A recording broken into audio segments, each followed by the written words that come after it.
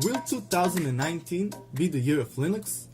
Well, if you're a Linux fan, things are certainly looking brighter and brighter with the recent news from Steam about bringing in Windows game compatibility to Linux with their modified version of Wine called Proton. Proton allows Windows games to install and run directly through the Steam client, complete with native support for Steamworks and OpenVR features.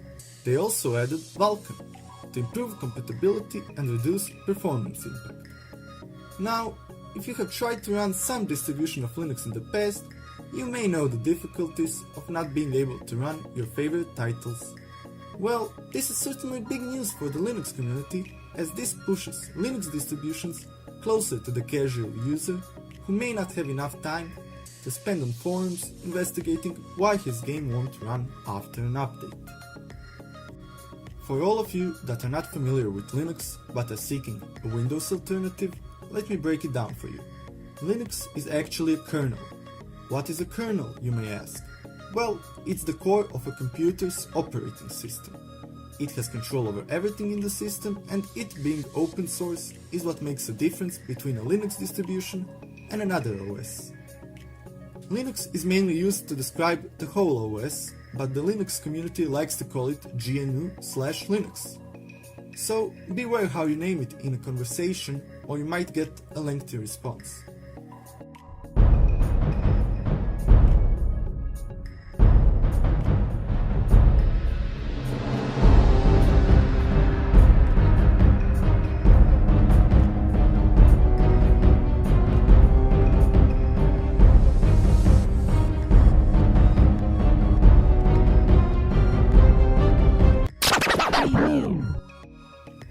There are many distributions of Linux. Some are based upon another particular Linux version. Like for instance, Manjaro is based on Arch, or Kubuntu, which is based on, you probably guessed it, Ubuntu.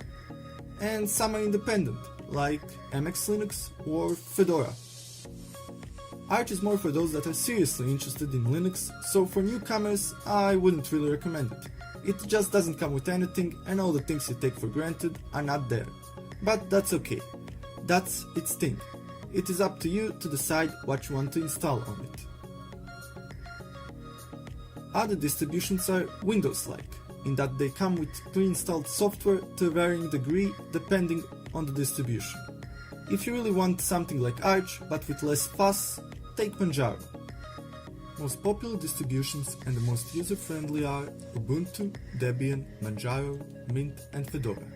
But if you are new, don't just pick a distro based upon its looks. Since Linux is highly customizable, it's safe to say that you will have no problems taking your favorite desktop environment and using it on your Linux distribution. Talking about desktop environments, here are some of the most polished ones. First one is KDE, probably the best choice for ex-Windows users. If you want a more minimalistic approach, then you should definitely try XFCE. There is also Cinnamon, Unity, Mate, Depin, Baji, GNOME and many others. Now I want to talk about terminals. Yeah, those things.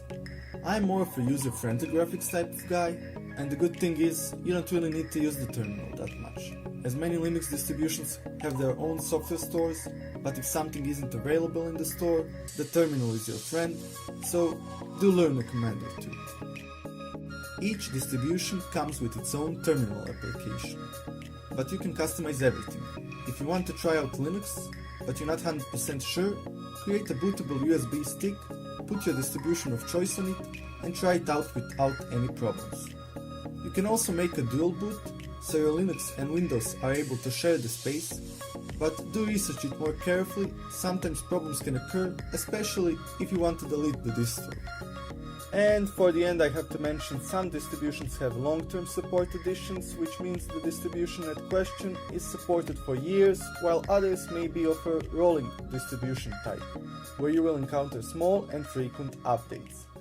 Speaking of time, that's all we have. See you next time. Please like if you found this video informative and subscribe if you don't want to miss more of our videos.